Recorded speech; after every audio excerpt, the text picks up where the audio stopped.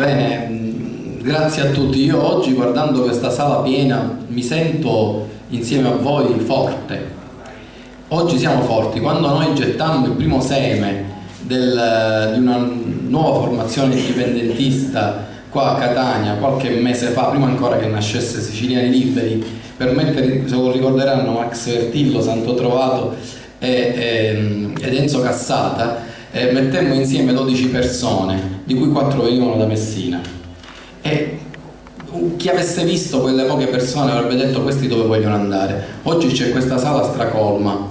Io so quello che dico, sento che noi siamo nel vento giusto della storia e che saremo sempre di più. Non dico che la prossima volta che ci vediamo affittate il Cibali, però insomma io mi auguro una cosa del genere, no? Vedo che siamo dalla parte giusta e cresciamo per questo motivo, non perché siamo bravi, non perché siamo degli imbonitori o chissà che cosa. E vedo un'altra cosa che oggi mi fa sentire molto fiducioso. Ho ascoltato i discorsi di Max, i discorsi di Enzo, ma non sono solo loro, questi sono gli ultimi che ho sentito. Noi stiamo crescendo anche perché non siamo, ve lo dico da presidente, con tutta l'umiltà che questo comporta, il partito del presidente.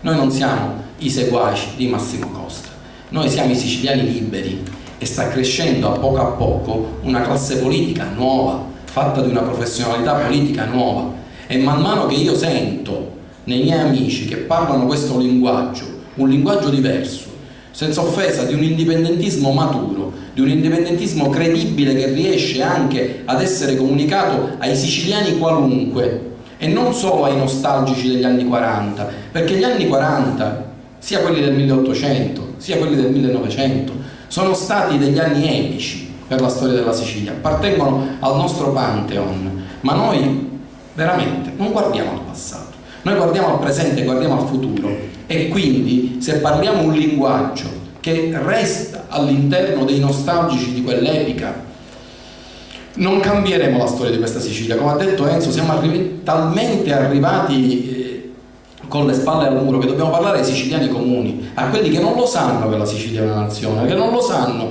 che la Sicilia è stato uno stato per 800 anni, che non sanno niente di tutto questo, ma sanno che non arriveranno a fine mese. Ecco, noi dobbiamo cominciare a parlare, senza dimenticarci del nostro passato, di questo.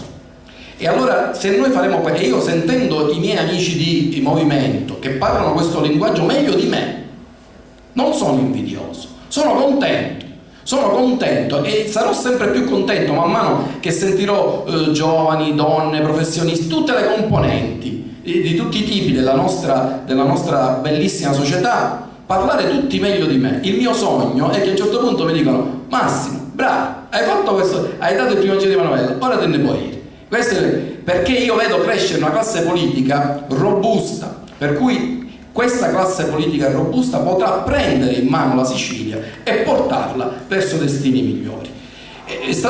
Io non l'avrei saputo fare, tutto quello che abbiamo fatto da gennaio, mentre tu lo dicevi, io dicevo: tutte queste cose abbiamo fatto, è vero, e ne faremo ancora. Domani saremo dalle parti di Milazzo, se non sbaglio, a partecipare. Ci sono controindicazioni, anzi, se non avete premura, alla fine ci tratteremo un attimo, perché vorrei mettervi in contatto con la nostra addetta stampa in modo che di questo si dia notizia. Se noi stiamo lottando contro l'inceneritore, questo si deve sapere, che le nostre bandiere sono dappertutto e che le nostre bandiere sono il sale di tutte le manifestazioni della Sicilia. Per questa ragione abbiamo aderito, anche se non l'abbiamo fatto noi, alla manifestazione del 30 contro Crocetta, non tanto contro Crocetta, che io vi devo dire, ve lo dico un po' come fa pure pena, devo dire la verità, nella sua così. Però perché è una manifestazione per un'altra Sicilia, per spazzare via questa Sicilia e crearne una nuova, e io sono convinto che se ci impegniamo bene, l'hanno creata i centri sociali, no Trivi, no MUOS, non lo so chi l'ha creata, ma si vedrà una marea di bandiere siciliane, anche molte bandiere le abbiamo fatte fare apposta per questo, di siciliani liberi, per cui diranno: ma questi sono gli indipendentisti che si sono ribellati. Succedono cose strane nella Sicilia di oggi. Pochi giorni fa si presenta dai vassalli della provincia di Enna un assessore regionale a cercare applausi facili e si vede rimproverare da una persona del pubblico, che è un nostro militante di Siciliani Liberi, tutti i furti che lo Stato italiano fa alla Sicilia. Resta attonito questo assessore, incredulo, pensava che gli indipendentisti, con tutto il rispetto, non faccio nomi, per quelli che hanno tenuto la bandierina per 40 anni, fossero delle piccole elite palermitane che si crogiolavano con questo passaggio. Non se l'aspettava che noi eravamo nel territorio, e ci devono trovare sempre di più nel territorio, al punto che si devono chiudere nel palazzo, non devono avere la faccia di uscire fuori, perché appena escono fuori trovano i siciliani liberi. Questo è quello che noi dobbiamo cercare di fare. Il senso di oggi, di questa presentazione, che è vero, come ha detto Enzo, vogliamo che parta da Catania, perché io ho sempre avuto, non perché mio padre è nato a Catania, non è municipalismo, è una convinzione forte: se il nazionalismo siciliano trova a Catania un suo motore, la storia di questa Sicilia cambia.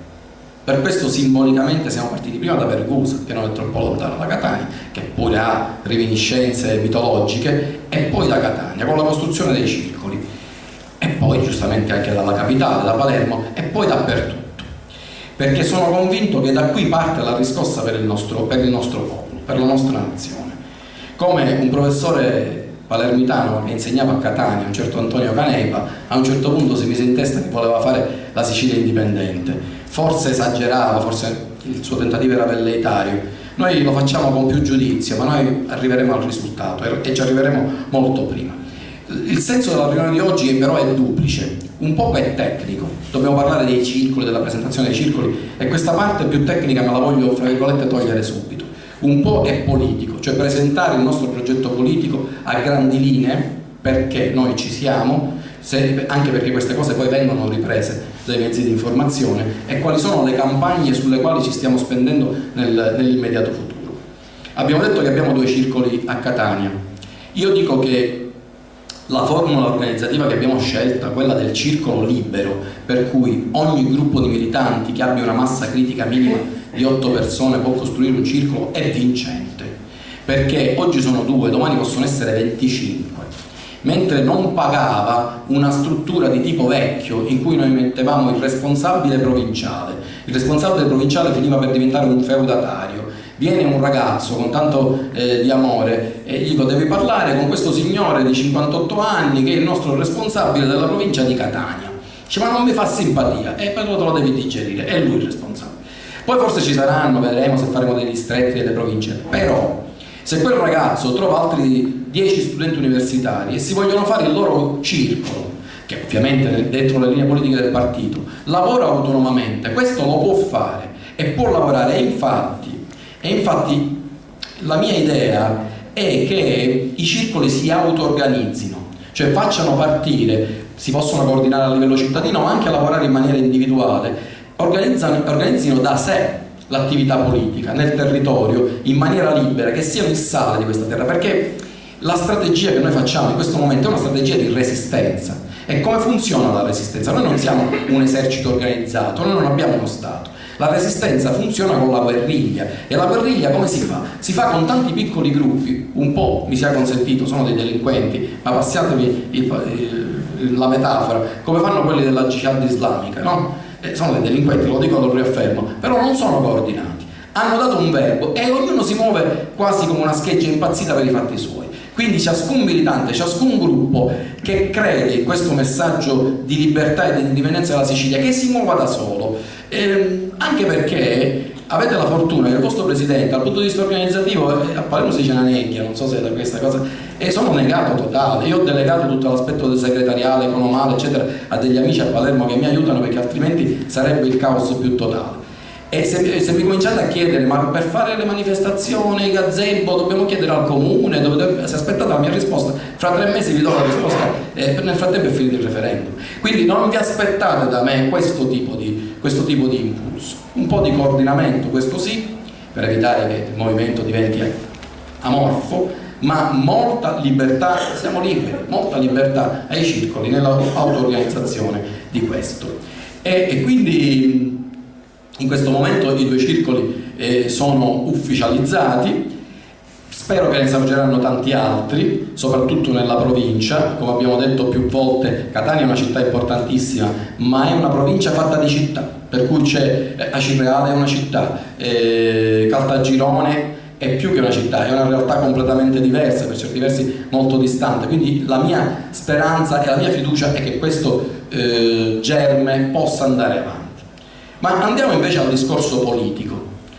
Che cosa, qua siamo un po' tutti fra amici, lo sappiamo grosso modo qual è il nostro progetto, lo stiamo affinando, abbiamo messo un po' da parte la definizione minuta del programma, ma ci ritorneremo, perché sul discorso politico io voglio evidenziarvi quelle che sono le due principali difficoltà che noi incontriamo. Voi trovate lì, l'abbiamo fatto quando eravamo ancora un'associazione, non eravamo un partito, l'associazione Noi Siciliani Liberi, un libro per entrare sulle scuole che parla dello statuto. Ora dice siete diventati indipendentisti. Come che parlate dello statuto, che è lo statuto di autonomia, e siete indipendentisti? Questo doppio passo ci causa, ma adesso vi dico come ne usciamo, delle difficoltà sia nel mondo, nel microcosmo sicilianista, sia nel macrocosmo dei siciliani tutti. I siciliani tutti che non sanno che lo statuto non è attuato e appena sentono dire, ancora, parliamoci chiaro, però sentono dire, ah, siete un partito indipendentista. Sì, vabbè, indipendenza, vedi il sorrisino ancora a qualcuno, no? Indipendenza, e come facciamo da soli? Poi uno dice, ma scusa, quanti siamo soli? Siamo solo 5 milioni, come i croati, i lituani e i danesi, senza parlare dei 4 milioni di norvegesi, dei 3 milioni di irlandesi. Ci dovremmo fare un tour in Europa e chiedere a tutti questi popoli come fanno da soli. Boh, questo è un mistero della geografia, della geopolitica, come che loro da soli. Noi invece siamo accompagnati da quel governo che ci fa chiudere tutte le industrie, che ci fa chiudere tutte le imprese, siamo male accompagnati. Ma lasciamo perdere questo.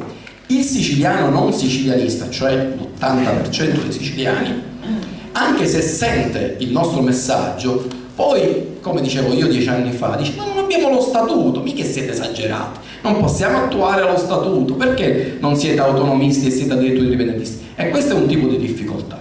Qualcuno potrebbe erroneamente scambiarci per degli estremisti, per dei sognatori. Signori, io non sono un sognatore. Io, con l'aiuto vostro, voglio governare questa Sicilia e buttare fuori questa classe politica immonda. Prima cosa. Seconda cosa, anche se non se ne accorge nessuno, c'è un ronzio di sottofondo dal microcosmo sicilianista. Microcosmo di cui i siciliani non sanno niente. Però, nei social, eccetera, eccetera, appena sentono che parliamo di elezioni, di statuto, ma allora voi non siete veri indipendentisti di quelli che passati in controluce sono veramente con i globuli a trinacria e quindi hanno superato tutte le analisi del sangue. Voi siete autonomisti, voi siete amici di Lombardo e di Miccichè, voi siete traditori del popolo siciliano. Noi già abbiamo dichiarato l'indipendenza, abbiamo scritto all'ONU, voi ancora combattete questo statuto. Allora, qual è il nostro rapporto con lo statuto? Dobbiamo saperlo dire fuori da qui. Lo statuto, lo sappiamo, non è uno statuto speciale come quello della Sardegna o del Friuli Venezia Giulia, è un patto confederale. La sua piena attuazione equivale al 90-95% dell'indipendenza. Questo tra di noi lo sappiamo, è quel libro che con qualche sforzo scritto e che sta entrando nelle scuole. Ci sono delle buone notizie sia a Palermo sia a Catania, sia spero a Termini Imerese. Il nostro veleno iniettato qua e là comincia a diffondersi. Quello statuto non è l'indipendenza, quasi. Noi lo difendiamo per il suo valore simbolico, intanto perché ancora è legittimo e intanto perché se io sono un lavoratore che vuole 2000 euro al mese di stipendio e gliene danno solo, non gliene danno, gliene riconoscono 1000, però poi gliene danno 500, io non dico, siccome io ne voglio 2000 e tu mi stai facendo firmare un contratto in cui c'è scritto 1000, senti, questo contratto stracciamolo, scrivici pure che mi dai 500, anzi 400, perché tanto io lotto per il sole dell'avvenire. Intanto questo strumento c'è. Questo strumento, lo so per esperienza personale, non educa all'autonomismo. Io a tutti i ragazzi a cui ho presentato questo statuto, alla fine mi si sono rivoltati contro e mi hanno detto: professore, lei ancora con questo statuto ci vuole l'indipendenza, ma era quello che volevo io, che diventassero indipendentisti. Lo statuto ha un valore didattico, chi lo studia e studia tutte le violazioni che ha fatto l'Italia nei confronti dello Statuto, gli diventano, ogni tanto alternano l'italiano e il siciliano, le budella a Matapollo, si dice a Palermo, e a un certo punto rigetta lo Stato italiano e diventa indipendentista. Quindi ha anche un valore didascalico. Ma soprattutto il nostro indipendentismo, e qui veniamo al siciliano medio, noi dobbiamo spiegare che oggi lo Statuto, questo Stato italiano, non si sogna neanche lontanamente di attuare, e quindi l'indipendentismo diventa l'unica risposta possibile nei confronti della protervia di uno Stato che ci schiaccia sistematicamente ogni giorno. Se c'è una remota possibilità che questo Statuto venga attuato, è soltanto in presenza di una forza indipendentista siciliana del 20, del 30%, allora cominciano a cambiare le cose. Oggi sono stato pausa pranzo a Santa Caterina Villahermosa, la piazza principale del paese si chiama Piazza Garibaldi. È normale, perché prima del 1860 sicuramente i santacaterinesi, cara Caterina, non avevano una piazza. Me la immagino, questa davanti alla chiesa, tutta fango, terra, non c'era una piazza. L'hanno fatto nel 1860, quindi è giusto che, io sono sicuro che la prima cosa che cambia appena noi diventiamo potenti, cambia la toponomastica, cambia la scuola, cambia l'identità. E quindi noi, se la direzione è questa, solo con una forza indipendentista potremo ottenere lo Statuto, ma se non ci basterà, se saremo forti noi andremo avanti, perché poi lo Statuto è complicato, perché quando si dice le competenze concorrenti, questo tocca a te, questo tocca a me, questo tocca a me, quando siamo indipendenti è chiaro, tocca tutto a noi e basta, lo Stato se ne deve andare, il discorso è chiuso. Quindi l'indipendentismo si coniuga con lo Statuto in questo modo, nel senso che noi saremmo anche disposti in una fase transitoria a passare da un trattato confederale con l'Italia, ma visto che l'Italia non ne vuole sapere, noi o ci arrendiamo e ci facciamo trattare come nelle poche branche della nostra amministrazione che sono a statuto ordinario, cioè ci facciamo completamente seppellire. Leggevo ieri che dal 2008 ad oggi tutta l'università italiana è stata tagliata dell'8%, quella meridionale del 12%, quella siciliana del 25%. Praticamente sono spariti il 25% di studenti, il 25% di professori, il 25% di corsi universitari. L'università è una delle pochissime branche dell'amministrazione pubblica a statuto ordinario che lo Stato non ha passato alla regione. Quindi tutti i corifei, aboliamo lo statuto, basta lo statuto, come ci stanno trattando all'università, dove ci stanno massacrando. Oppure altro settore che è rimasto a statuto ordinario sono le strade, l'ANAS. Sapete benissimo, è cronaca di questi giorni, come l'ANAS concepisce le strade in Sicilia, mazzette a Roma e buchi in Sicilia. Questa è la Sicilia a statuto ordinario. Volete alzare bandiera bianca? Vi volete arrendere? Sì, fatelo, ma comprate un biglietto di sola andata ai vostri figli, perché qua futuro non ce n'è più. Se invece vogliamo reagire, l'unica possibilità che ci resta è quella dell'indipendenza, non ce ne sono altre. Ora, per fare questo, però, attenzione, non basta predicare l'indipendenza. Ci vuole, torno al discorso di prima, ci torno più volte, una nuova classe politica.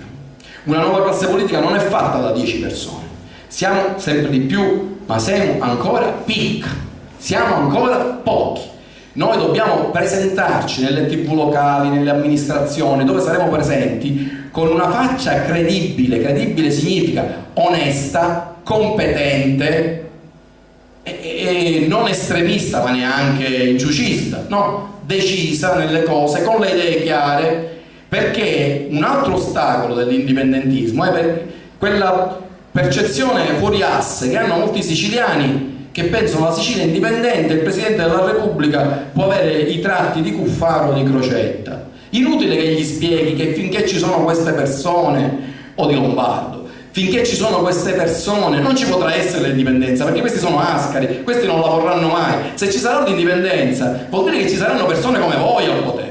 Non che ci saranno, è inutile che glielo spieghiamo in teoria, perché l'indottrinamento che hanno subito è così forte che loro penseranno, sì vabbè, e poi mi sale Miccichè, e poi mi sale, disgrazia, meglio chi? Alfano, Renzi, non lo so. Comunque nella loro equazione personale pensano questo. Ma allora io dico, facciamoci conoscere con una faccia nuova, poi alla fine se non ci voteranno per l'indipendentismo ci voteranno per la nostra faccia, per la nostra credibilità. Cominciamo a creare, è dura, una classe di amministratori locali che mandino via tutti, non c'è niente da amministrare tanto, sono un cumulo di macerie i comuni, però in questo cumulo di macerie che hanno lasciato i partiti italiani cominciamo a fare vedere le nostre facce, cominciamo a fare credere il popolo siciliano in noi, e lì può essere che faremo la differenza.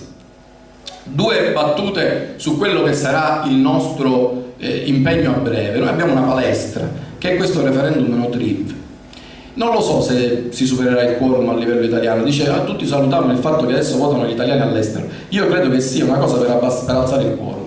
Così se mettono pure i cittadini italiani all'estero che non votano mai, perché mi dicevano gli amici dell'altra Sicilia che ormai per votare non si vota più per corrispondenza, bisogna andare al consolato a votare, gente che dista decine di chilometri dal consolato, il 50% del quorum si allontana, quindi è un altro mezzuccio di Renzi, un altro mezzuccio vile per non raggiungere il quorum nel referendum contro le trivelle.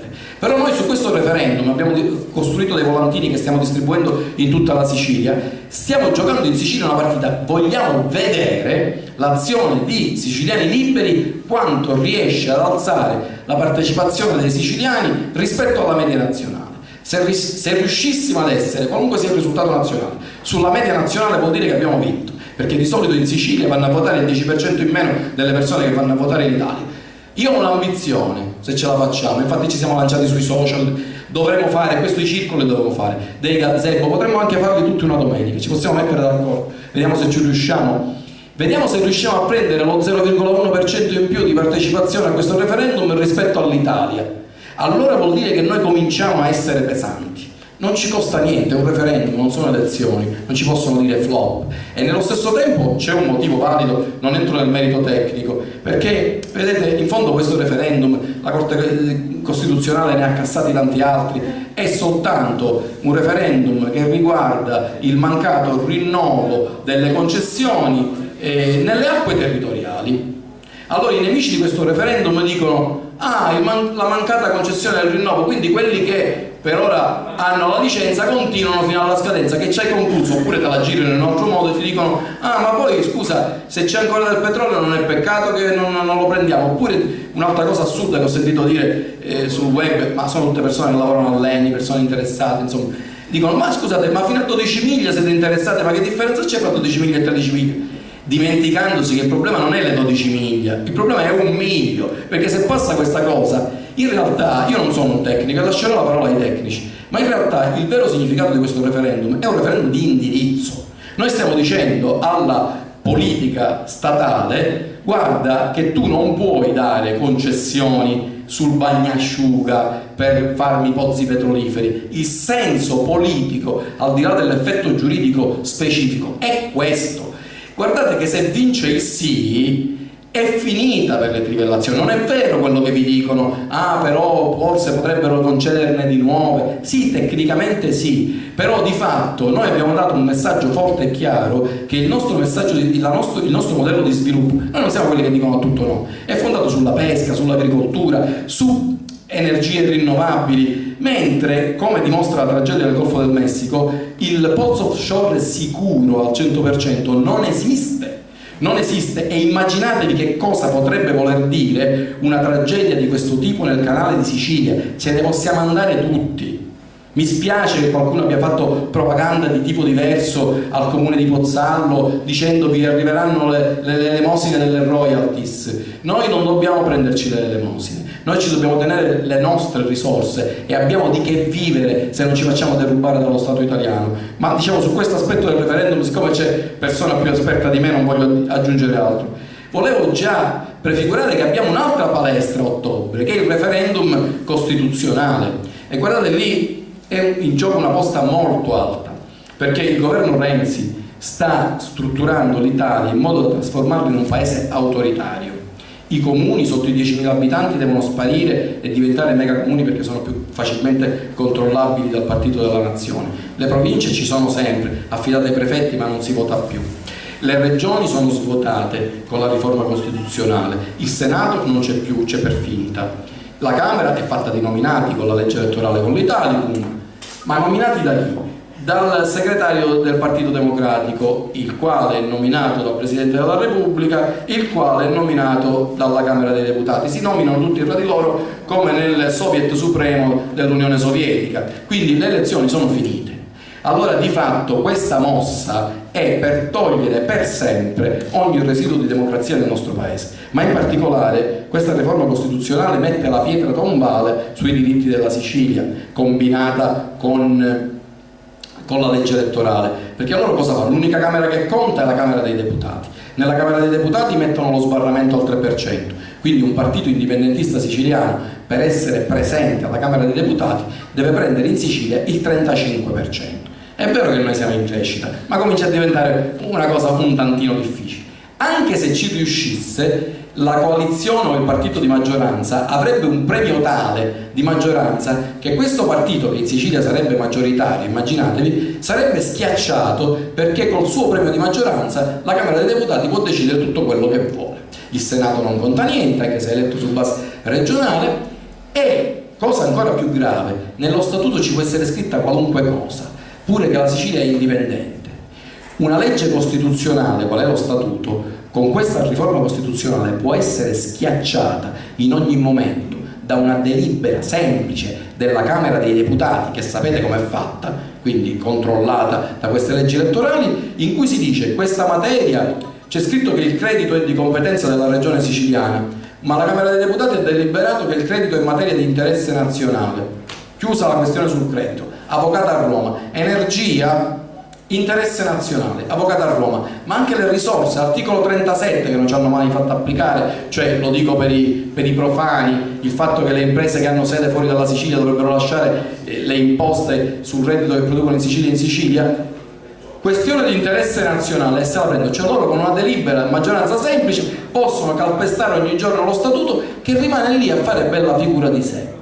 Quindi praticamente, se non vince il no lì, attenzione, qua ora dobbiamo votare sì, dopo dobbiamo votare no, l'elettore così anziano può essere un pochettino, si confonde, però diciamo, se non vince il no, non esiste più l'autonomia siciliana e non esiste più la democrazia. Quindi oggi è il rodaggio sul no trip, ma lì dobbiamo veramente girare a 100.000 giri, perché lì si gioca una partita istituzionale molto forte. Non so neanche, nel caso dovesse vincere il sì, perché tutti i giornali, telegiornali, il risparmio della politica cominciano a dire tutte queste fesserie, quale dovrà essere la nostra strategia politica? Perché a quel punto la strategia politica elettorale non servirà a niente, le elezioni non serviranno a niente, ve lo dico, a costo di sembrare eversivo, perché a quel punto ci avranno tolto il diritto di voto. Ma questo vediamolo dopo. Prima vinciamo questa battaglia e poi eventualmente ci poniamo il problema. Vedete, cari amici siciliani liberi di Catania e dintorni, io non sono venuto oggi a fare un discorso molto lungo, un discorso inaugurale voleva soltanto toccare fior da fiore alcune cose. Io soltanto voglio dirvi poche cose per salutarvi, che il successo, mi sono chiesto proprio mentre venivo qua, il successo di un movimento da che cosa è dato? È dato secondo me da tante cose, ma principalmente da 4 cose. Uno, bisogna avere un progetto politico chiaro, ci stiamo provando, siamo meglio di molti altri soggetti politici. Secondo, ci vuole il consenso di quelli che non vanno a votare, il consenso di quelli che non si impegnano, ci stiamo provando, ce la possiamo fare. Terzo, ci vuole la leadership, e qui per ora sono io facente funzioni, va bene, mi dovete sopportare per qualche anno, quando ne trovate uno meglio è sempre tardi, però in qualche modo per qualche anno posso anche tenere questa bandiera. Ma poi ci vuole una quarta cosa, che è, e lo dico per la terza volta, la classe politica. Molti amici ci dicono: vi seguo, professore, la seguo, mi tenga informato di quello che fa. La gente vuole la rivoluzione sotto casa e vuole che noi gli serviamo tutto, tipo giustizieri della notte, gli facciamo un pacco regalo e gli portiamo. La gente è disposta a spendersi, non è poi così tanta, ed ha anche le sue buone ragioni, però guardate che se non c'è questo quarto piede del tavolino, il tavolino cade. Io l'unica cosa su cui sono preoccupato, la vedo crescere la classe politica, ma non è ancora al livello che vorrei io, e per questo ho bisogno dell'aiuto di tutti voi, e di avere una classe politica che a Catania, a Messina, a Enna, a Trapani, a Marsala, a Palermo sia all'altezza di sostenere una campagna elettorale regionale o qualunque essa sia, che poi per noi è nazionale, per poter prendere il potere. Su questo dovremo lavorare, però io su questo sono fiducioso, perché come vi dicevo noi siamo nel vento della storia e il fatto che la Sicilia sia una regione d'Italia è una clamorosa bugia, e come dice il famosissimo proverbio, le bugie si possono dire per sempre a poche persone e per poco tempo a tante persone, ma non si possono mai dire per sempre a tante persone, e i siciliani ormai di non essere italiani lo capiscono ogni giorno sulla loro pelle, e quindi diciamo io sono sicuro che questa nostra causa vincerà. Se non dovessimo vincere noi perché non siamo pronti, la vincerà qualcuno dopo di noi, perché noi abbiamo ragione. Noi abbiamo ragione e soltanto con la nostra azione questa terra potrà sopravvivere. Grazie.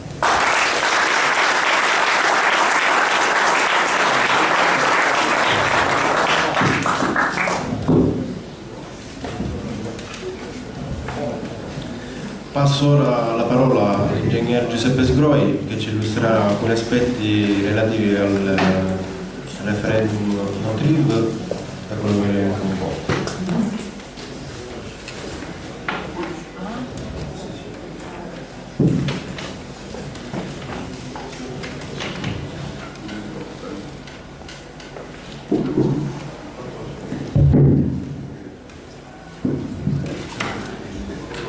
Buonasera a tutti, ringrazio l'amico Massimo per avermi invitato a fare oggi questa relazione, spero che non abbia pentirsi e soprattutto spero di non annoiare gli astanti. Essendo fondamentalmente io un tecnico, col buon ambientalista sicuramente, ma in primo luogo un tecnico e quindi guarda soprattutto ai numeri. Allora inizio così, vorrei fare una premessa sulla situazione attuale e a breve futuro nel settore dell'energia in generale. Diciamo che il futuro ci mostra delle sfide particolarmente impegnative. La popolazione mondiale dovrebbe arrivare circa a 9 miliardi di persone intorno alla metà del secolo. Tenete conto che nella prima rivoluzione industriale che ha cambiato il mondo sono stati coinvolti circa 130 milioni di persone. Per darvi un numero, in Cina fra 6 anni circa saranno completate 221 nuove città da 1 milione di abitanti ciascuna. Questa è stata una delle cause che ha tenuto alto il costo del barile di petrolio, che ora lo sta facendo crollare, passando da un'economia sostanzialmente che puntava sui lavori pubblici che sono altamente energivori ad altro tipo di economia, e quindi questa è una delle concause dell'abbassamento del costo del barile di petrolio. Ormai diciamo c'è una forte avanzata dell'antropocene, secondo valutazioni anche abbastanza recenti e assolutamente attendibili, emissioni di gas serra, perdita di biodiversità, deforestazione, immissione negli oceani di azoto e fosforo proveniente dai fertilizzanti. Tutto questo ed altro ancora ha fatto sì che all'inizio 2015, quindi fatto già avvenuto, la concentrazione di CO2 ha superato il limite di 400 parti per milione, che è una soglia diciamo non solo psicologica. Entro il 2035, così continuando, si rischia di raggiungere i 450 parti per milioni, che fanno sì che si sfori quel famoso limite dei 2 gradi di innalzamento medio globale della temperatura sul pianeta, che porta, non può portare, ma porta ad un differente assetto climatologico del pianeta stesso, cioè non è che la Terra subisce dei danni lei, diciamo, avrà un altro assetto che però diciamo, è poco compatibile con l'essere umano e con l'organizzazione diciamo, che ci siamo dati partendo dalla pietra fino ad oggi. Ne diciamo, è di conforto l'ultima conferenza climatica, la COP21 di cui avete sentito parlare a Parigi, che addirittura dice che insomma, si sta muovendo per abbassare il limite ad 1,5 gradi. In realtà non c'è nulla di vincolante per nessuno Stato in ciò che si è deciso alla COP21. L'Italia tra l'altro è una di quelle, assieme ad altri 4-5 stati e contrariamente agli stati del nord Europa, che cerca un po' di frenare sugli interventi da fare per poter mantenere bassa la CO2 di interventi nel mondo delle rinnovabili, delle energie pulite e quant'altro, e quindi all'uscita, la transizione di uscita dal mondo dei fossili. Il mondo dell'energia in generale diciamo, sta cambiando, si sta trasformando, e anche abbastanza rapidamente. È rallentata la domanda di petrolio, l'estrazione di convenzionale di greggio è pressoché costante ormai, chiaramente parliamo nel mondo, non parlo di Italia, poi ne parleremo, ma volevo parlarne rapidamente. C'è stata la novità dello shale gas, che oggi stiamo portando in fallimento parecchie aziende negli Stati Uniti d'America. Il futuro del carbone sostanzialmente vincolato da normative abbastanza stringenti un po' dappertutto, anche piuttosto giustamente, voglio dire, abbastanza severe.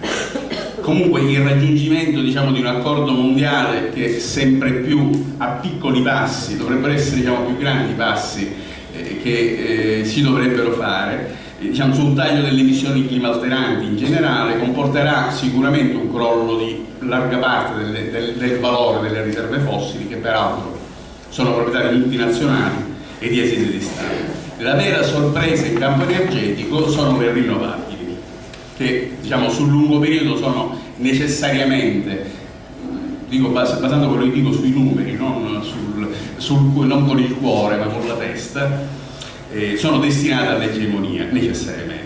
Il nucleare a costi, diciamo, crescenti, per fortuna tanti anni fa dal referendum sul nucleare uscì che non bisognava farlo, perché oggi ci saremmo trovati con delle centrali in perdita come quelle francesi che ci regalano l'energia elettrica. Cioè noi in Italia importa di notte l'energia elettrica fatta dalle centrali nucleari francesi, perché non sanno, perché, diciamo, non è che si può spegnere momentaneamente una centrale nucleare, no? Paghiamo solamente il trasporto, questo vi dà un ordine di grandezza. Ma l'energia ce l'abbiamo gratis, l'energia elettrica gratis da quelle centrali. Ci troviamo, diciamo, dal punto di vista tecnologico davanti alla cosiddetta distruzione creativa, cioè ci sono nuove tecnologie che distruggono precedenti assetti e ne creano altri nuovi. Diciamo, dalla rivoluzione digitale a nuove tecnologie in generale. Se pensiamo alla stampa 3D, che può sembrare al momento una cosa diciamo abbastanza limitata nella sua applicazione, questo qui rivoluzionerà di fatto il mondo della produzione. Dico, è solo un fatto dimostrativo, ma oggi si stampano case in 3D, con stampanti case in dimensione reale, non oggettivi. Sicuramente rivoluzionerà la produzione industriale, perché voi pensate cosa significa se io, anziché dover avere un magazzino e una produzione centralizzata di ricambi auto, per intenderci, posso avere il numero di ricambi auto che mi servono nel posto, quindi vicino, a poca distanza dall'utilizzo, e allo stesso costo, sia che lo faccio in Sicilia sia che lo faccio a Hong Kong, per intenderci. Quindi questo cambierà realmente il modo di produrre. C'è una rivoluzione, c'è un'avanzata fortissima, diciamo, dal punto di vista tecnico e tecnologico con gli impianti fotovoltaici, ma non solo. La grande novità, diciamo, è nell'accumulo, cioè il problema delle rinnovabili, che non sono programmabili, cioè di notte se non c'è il sole il pannello fotovoltaico non rende, e allora cos'è che ho bisogno di un accumulo, diciamo, di batterie, per così dire, no? Semplificando moltissimo, la batteria potete immaginare come delle sferette sulla superficie di ogni sfera io accumulo la carica elettrica. Benissimo, oggi sono riusciti ad accumularla all'interno della batteria. Cioè, questo, per darvi un'idea, porterà un'automobile ad avere un'autonomia, anziché di 5 km, di 500 km, con lo stesso pacco batterie. Questa è la differenza. Anche, voglio dire, tutta una serie come dire, di usi cambieranno, necessariamente dovranno cambiare. Per quanto riguarda il trasporto privato si passerà dalla proprietà all'uso, il car sharing ed altri sistemi, il crowdfunding per la produzione di energia. Quello che ci sarà è una produzione diffusa di energia, e per questo chiaramente le reti dovranno essere necessariamente adeguate, le cosiddette smart city, no? Le reti intelligenti. In pratica oggi le reti elettriche, per esempio, ma non si tratterà solo di reti elettriche, le reti elettriche come sono fatte, le grandi dorsali, sono fatte per portare dai grossi centri di produzione di energia elettrica fino a casa di ognuno di noi, diciamo così. La produzione diffusa impone invece un altro tipo di rete elettrica, totalmente diversa, non ci saranno queste grandissime dorsali, ci sarà possibilità di scambio fra una e l'altra zona, e io produco e consumo sia all'interno di alcune zone che al di fuori di queste zone. Però questo qui bisogna creare queste infrastrutture tecnologiche che dovranno essere create necessariamente. Non è un mio pensiero, è un dato, diciamo, tecnicamente ed economicamente acclarato. Un grande apporto nel mondo dell'energia è dato dall'efficientamento. Se è vero che la miglior forma di risparmio è quella di non spendere, nel caso dell'energia la miglior forma di produzione è quella di non consumare, ma non consumare perché torniamo indietro, non perché abbassiamo i nostri standard di vita, il nostro comfort, ma perché realizziamo, ad esempio nel settore abitativo, delle case estremamente più efficienti. Una costruzione oggi in classe A, 1, 2, insomma, in classe A, quindi efficiente energeticamente, ha una richiesta di energia che è circa 1/10 della stessa costruzione fatta, diciamo, negli anni 70, per intenderci. E se considerate che solo il residenziale incide per il 40% dei consumi, quindi il 45% dei consumi di energia, non di energia elettrica, di tutta l'energia, all'incirca è imputabile al terziario residenziale, il grosso comunque, diciamo, di questo 40-80% è rappresentato dal residenziale. Vabbè, ci sono sempre più avanti vanno fenomeni di sharing economy, quindi di economia condivisa e quant'altro. Cosa cambierà nei prossimi 10 anni? Essenzialmente ci saranno politiche climatiche necessariamente sempre più incisive. Costa molto di più riparare i danni piuttosto che prevenirli, i cosiddetti cambiamenti climatici. Cioè ci sono stime di danni, di costi nel caso in cui non si intervenisse in maniera efficace, che sono dell'ordine di 5-6 volte superiori agli investimenti che bisogna fare per non avere questi danni. Ormai da molti anni, da parecchi anni, ci sono delle grosse società che girano nei vari stati, che già si sa quali città certamente, sicuramente andranno in buona parte sott'acqua, quali zone certamente avranno un livello di desertificazione tale per cui la produzione non ci sarà più.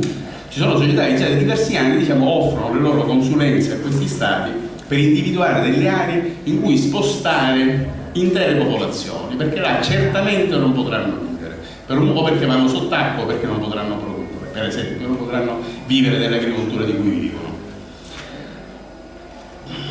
Non sarà semplice naturalmente questa transizione. La transizione dovrà avvenire nei prossimi 30-40 anni, ma è una transizione che o la si sfrutta o la si subisce. O la si sfrutta, quindi dico, ci sono anche studi assolutamente interessanti sia a livello nazionale che internazionale su ciò che in termini di occupazione dà, diciamo, l'impiego di nuove tecnologie compatibili con l'ambiente. Per intendersi, diciamo, se la trivella mi dà un posto di lavoro, il fotovoltaico, a parità di investimento naturalmente, me ne dà 15 di posti di lavoro. Questa è la differenza. Allora, dico, non c'è molto tempo, diciamo, la questione un cenno, diciamo, alle trivellazioni in generale. In Italia sono presenti, questo qui era per darvi un po' un panorama del futuro prossimo, che non richiede la sfera di cristallo per essere previsto. In Italia sono presenti più di 1000 pozzi oggi di idrocarburi, di cui sono 615 a terra, quindi offshore, e 395 offshore. Questa è la situazione attuale. Di questi pozzi, diciamo, circa 700, quasi 800-777 pozzi producono gas. I restanti sono, diciamo, mineralizzati ad olio. Questo è il titolo. Le produzioni annuali di gas sono 8 giga, giga sono miliardi. 8 giga standard metri cubi e 5 megatonnellate di olio, che coprono circa il 10% e il 7% del fabbisogno energetico nazionale. Quindi rispetto all'energia che si consuma nello Stato italiano, circa il 10% viene ricavato, chiaramente in forme diverse, però, diciamo, riportando tutta energia primaria, il 10% viene fornito oggi dal gas che abbiamo in Italia, il 7% dal petrolio. per darvi sempre un ordine di grandezza, una trivella in piena operatività, e tenete presente che le trivelle che iniziano oggi a perforare, fra 10 anni inizieranno ad essere operative. Questi sono i tempi che richiede una trivellazione petrolifera. Comunque una trivella diciamo, in un anno all'incirca riesce a estrarre una quantità, diciamo, come prodotto, una quantità di energia pari al fabbisogno di un giorno dello Stato italiano. Questo è ciò che si riesce a fare. Ora, il canale di Sicilia, che divide le coste, diciamo, la Sicilia dalle coste tunisine e libiche, poggia di fatto su una scarpata tra due zone continentali, l'eurasiatica e l'africana, e si incuneano, diciamo, in fondo al mare si incuneano una sotto l'altra, ed è per questo che si crea questo abbassamento di fondale, perché una spinge l'altra. Nella scarpata c'è una faglia principale, le faglie sono delle fratture aperte, cui negli anni se ne sono aggiunte di nuovo a causa proprio di questo spingersi di queste due zolle, no? Che si spingono e poi si estendono e creano queste fratture faglie che sono molto profonde all'interno e portano, diciamo, a un franamento continuo.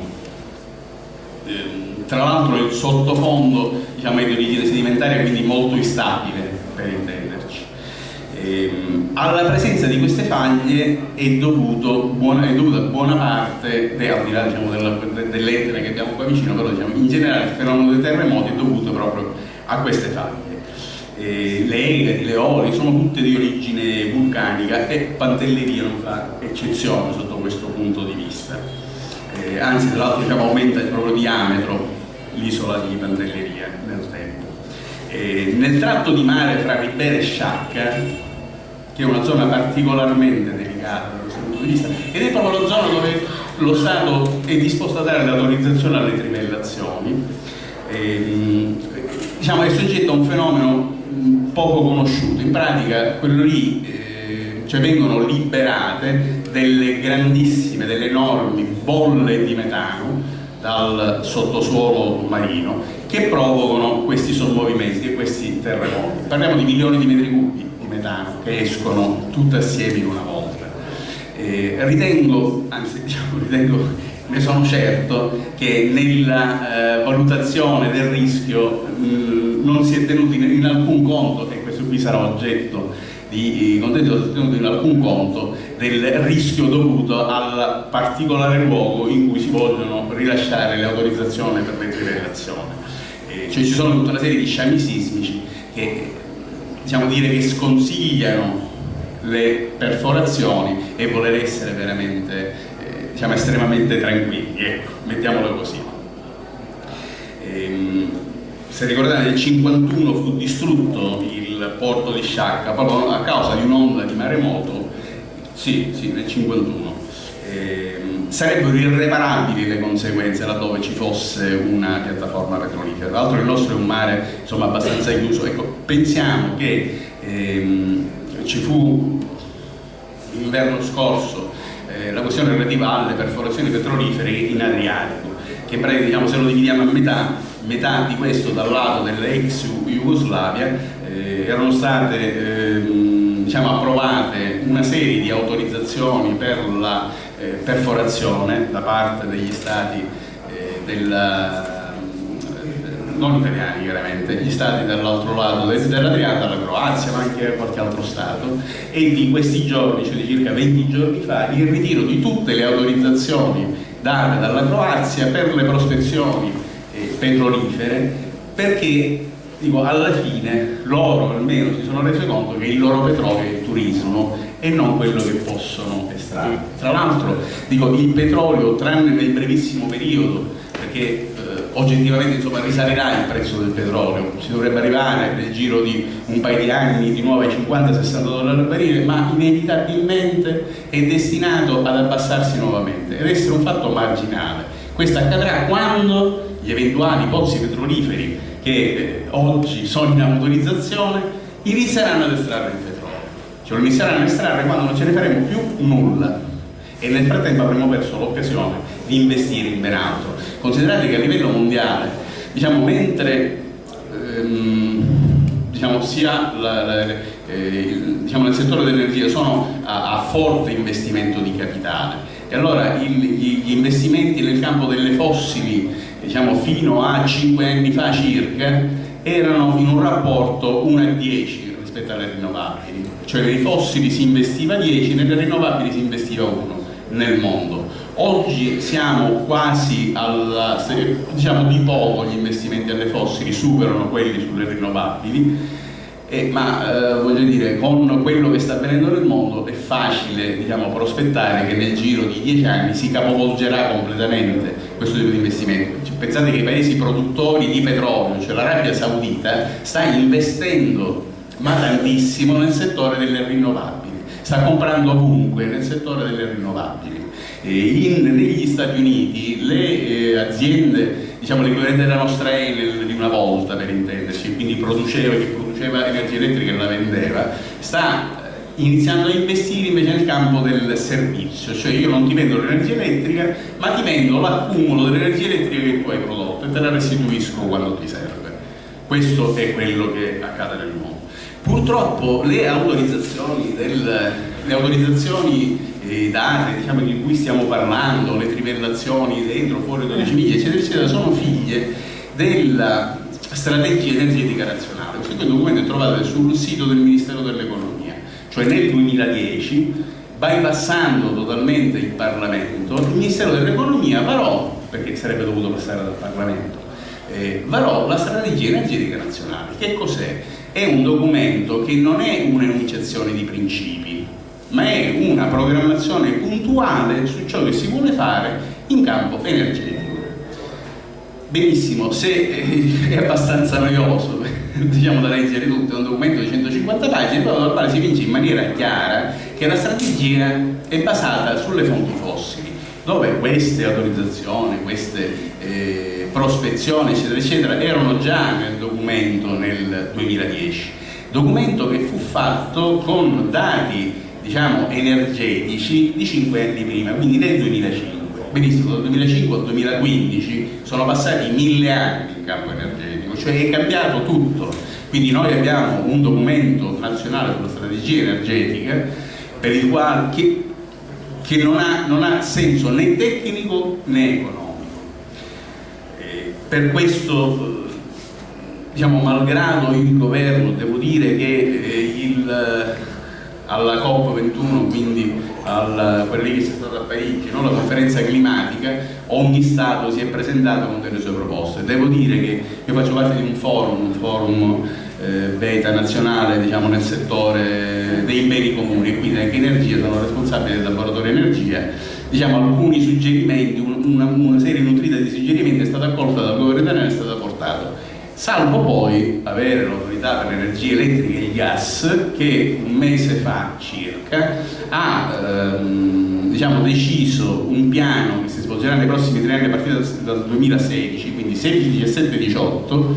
Gli oneri, dico, molti di voi probabilmente lo sanno, comunque lo dico, la bolletta si compone non solo del consumo di energia elettrica, la nostra bolletta che ci arriva a casa, una parte è l'energia che consumiamo, una parte non trascurabile, anzi, diciamo, abbastanza importante, è data da tasse e quante altro, e fra queste cose ci sono per esempio gli oneri di rete, cioè sono degli oneri che vengono riversati su chi consuma l'energia elettrica. Sul gas ce ne sono altre ancora più pesanti che molti non sanno, e che ad oggi, diciamo, abbiamo pagato in funzione di quello che consumavamo. Quindi per ogni kilowatt consumato io una parte la devo pagare per oneri di rete. Benissimo, ti ho detto leggi, cioè no, sai che c'è? Facciamo che gli oneri di rete non li metto nella parte variabile, quindi in funzione di quanto consumi, li metto nella parte fissa della bolletta, quindi o consumi o non consumi me li devi pagare lo stesso. Questo qui chiaramente scoraggia sia diciamo, discorsi di tipo efficientamento energetico, perché io devo, se io consumo meno pago lo stesso, anzi in proporzione pago molto di più di chi consuma di più, cioè chi più consuma meno paga proporzionalmente, e questo avverrà nei prossimi 3 anni. Anche su questo con il gruppo parlamentare a cui faccio consulenza in materia di energia devo dire, insomma, che qualche cosa si sta tentando e sta gonfiando questa cosa che era passata assolutamente in sordina, ma diciamo, se questo qui restasse, che peraltro, ripeto, è coerente con la strategia energetica cioè ciò che fa leggi non è che un corpo estraneo all'Italia, all'istituzione o altro, cioè in funzione di quello che c'è scritto nella strategia energetica che diciamo ricorda il paleolitico in materia, diciamo così si comporta. Ci sono alcune proposte che io credo che sono state diciamo, condivise con tante altre, anche con tante associazioni importanti a livello scientifico, che dato sulla revisione della strategia energetica nazionale, con una serie di proposte che diciamo, per motivi di tempo non vi illustro, ma insomma se volete avremo modo in altre occasioni di farle presenti. Io credo che, visto il tempo a disposizione, più sintetico di così non riuscivo ad essere. Grazie.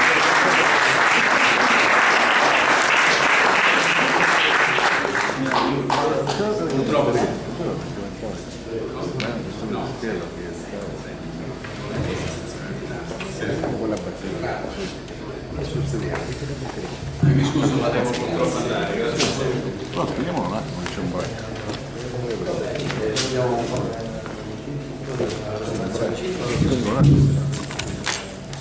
È figlio di Costanza di Sicilia e Pietro III d'Aragona. Costanza di Sicilia era la figlia di Manfredi, nipote di Federico II. La dominazione aragonese quindi non è mai esistita, così come tante altre retoricamente così nominate, su cui ora non posso soffermarmi per ovvi limiti di tempo. E a dimostrare che non è mai esistita una dominazione aragonese sono proprio le parole di Federico III stesso in occasione del tradimento del regno d'Aragona, che si alleò con gli Angioini in occasione della battaglia di Capo d'Orlando. Queste le sue parole quando un aragonese pose il problema se fosse lecito combattere contro il re d'Aragona. Federico risponde: traditore non è chi combatte contro il re d'Aragona, ma chi non difende la propria patria. Ciò può dirlo soltanto chi si sente siciliano e riconosce la Sicilia come propria patria. È stato un re che fino all'ultimo dei suoi giorni ha combattuto contro mezza Europa per mantenere una piena indipendenza della Sicilia, ambita da altre casate europee. Federico III portò a compimento la rivoluzione del Vespro, prima rivoluzione di popoli in Europa, con la cosiddetta guerra del Vespro, estendendola in Calabria e nel Napoletano, contro gli Angioini alleati del Papato, della Francia e della Spagna. Lo scontro col Papato gli costò la damnatio memoria, ma è revocata fino ad oggi. In sintesi, fu l'artefice della pace di Cantabellotta a conclusione della guerra del Vespro, cacciando definitivamente gli Angioini e prendendo di sposa Eleonora D'Angiò, che tutti sappiamo a Catania la via, ma non sappiamo magari chi è. Battuta. Ricostituì il Parlamento siciliano a Catania, accolse francescani, filosofi e pensatori di ogni parte del Mediterraneo perseguitati all'epoca dalla Chiesa. Quindi Federico III di Sicilia, come volle chiamarsi egli stesso, ha scelto Catania come capitale del Regno di Sicilia e tale rimase fino al 1416, prima del ritorno del Parlamento a Palermo, anno in cui nacque un gran malcontento tra i catanesi. Ciò portò poi nel 1434, per acquietare gli animi dei catanesi, alla fondazione del Sicilia Studium Generale, ovvero la prima università siciliana e fra le prime in Europa. Federico III riposa proprio qui a Catania, a pochi passi da questa sede, nella cattedrale di Catania, sono 300 metri. Ho voluto raccontare molto sinteticamente le motivazioni del nome del circolo proprio per il legame di questa figura storica con il nostro territorio e per il valore identitario e simbolico che ne deriva, la difesa della nostra isola da interessi estranei alla stessa e il mantenimento dell'indipendenza politica attraverso le funzioni del Parlamento siciliano. Ora vorrei brevemente soffermarmi sulle iniziative dello stesso circolo. Il circolo è una realtà aperta al territorio, grazie al contributo di tutti gli attivisti iscritti e partecipi di iniziative delle realtà associative e di movimenti civici del Catanese, sempre più crescenti ed espressione sia di necessità di cambiamento e sia di forte malcontento per le scelte che la Sicilia subisce quotidianamente. Abbiamo organizzato la campagna referendaria per il sì al referendum il 17 aprile prossimo sulle trivelle, affronteremo dei gazebo in città per la massima divulgazione sul tema, platealmente oscurato dai media italiani e contestualmente per la divulgazione del movimento Siciliani Liberi. In questi primi mesi abbiamo organizzato delle riunioni aperte per discutere e approfondire le tematiche siciliane, analizzare le problematiche con analisi storica arriva fino ai nostri giorni, per capire l'origine e comprendere quali possono essere le soluzioni. Durante queste riunioni si discute dei risultati nel movimento e la necessità di coinvolgere quanti più possibile per la crescita stessa del movimento, consapevoli che solo noi siciliani possiamo essere fautori di un cambiamento reale in Sicilia. I salvatori della patria che scendono in Sicilia non esistono, e qua mi riferisco a Salvini, che l'altro giorno è venuto a Gran Michele e purtroppo è stato anche applaudito da qualche siciliano che ha anche qualche idea ben confusa, purtroppo. Chi desidera avvicinarsi al circolo Federico III e restare informato sulle iniziative può lasciare i nomi e i propri riferimenti nelle schede poggiate sul tavolo nell'altra sala accanto e sarà contattato successivamente. Ringrazio gli attivisti del circolo che ogni giorno si prodigano per il movimento e spero che qualcuno di voi si aggiunga al nostro impegno per i siciliani liberi. Grazie.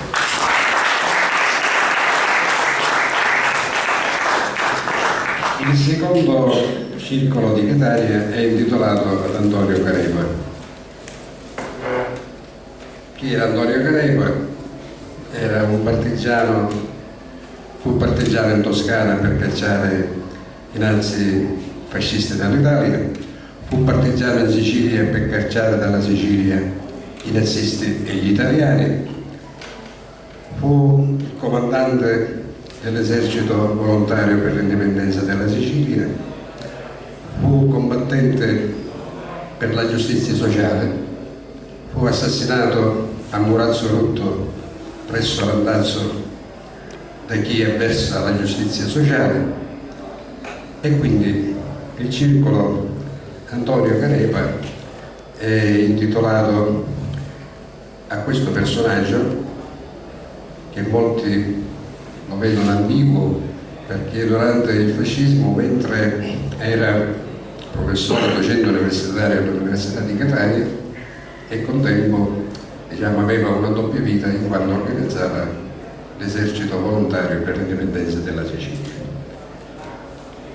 Voglio solo nominare i componenti del circolo Antonio Carepa che, come me e più di me, cercano di portare avanti a Catania questa idea mai subita dell'indipendenza della Sicilia.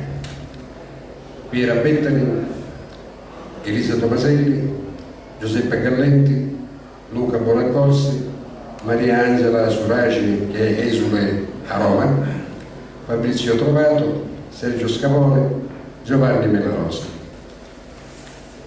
Speriamo di crescere sempre di più.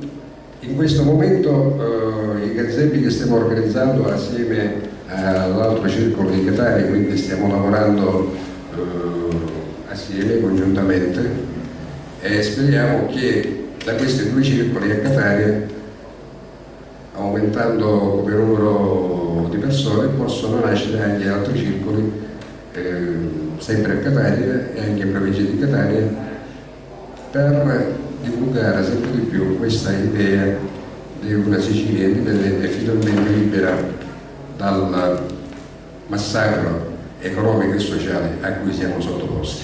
Grazie.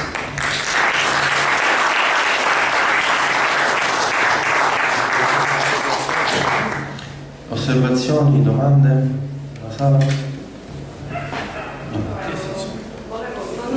tanto osservazione, volevo un attimino... Sì, tanto grazie per l'invito. No, mi metto a data, grazie Sandra. Grazie per l'invito, veramente sono molto contenta di essere qua, di conoscerla. Io mi chiamo Rosalba Vitale. Volevo soltanto, sono intervenuta per una piccola riflessione dopo riportare un po' al discorso iniziale, no? delle riforme. Si è detto tanto e sicuramente dobbiamo iniziare a dire tanto di più sul referendum delle trivelle, anche perché è prossimo e abbiamo anche poco tempo purtroppo. Ma la mia riflessione è anche su quella che è il prossimo appuntamento, che è di fondamentale importanza. E allora man mano che vi ascoltavo mi veniva in mente una domanda da chiedere a tutti, e quindi me la sono chiesta anch'io. Ma vi pare che una legge che va a riformare i nostri principi fondamentali da un governo / Parlamento ineletto, dichiarato incostituzionale per via di una legge dichiarata incostituzionale, cioè l'Italicum, ma vi pare possa essere legittima? Allora mi chiedevo questo, detta Porcellum. Sì. Quindi la domanda che mi sono posta è questa. Allora, partendo dal fatto che siamo in presenza di per la terza volta, di un governo illegittimo, dichiarato appunto, o meglio la legge che li aveva portati in Parlamento dichiarata incostituzionale dopo 8 anni. Ora non so quanto tempo impiegheremmo eventualmente per andare a fare dichiarare incostituzionale l'Italicum e tutte le riforme che stanno facendo, ma un dato esatto, con tutti gli organi che in quel momento c'erano, erano ovviamente da considerare tali, ma vi pare che davvero possiamo sottoporci e possiamo continuare a fare in modo e a fare finta di niente? Cioè non credo che possiamo rimanere davvero impassibili di fronte a questo.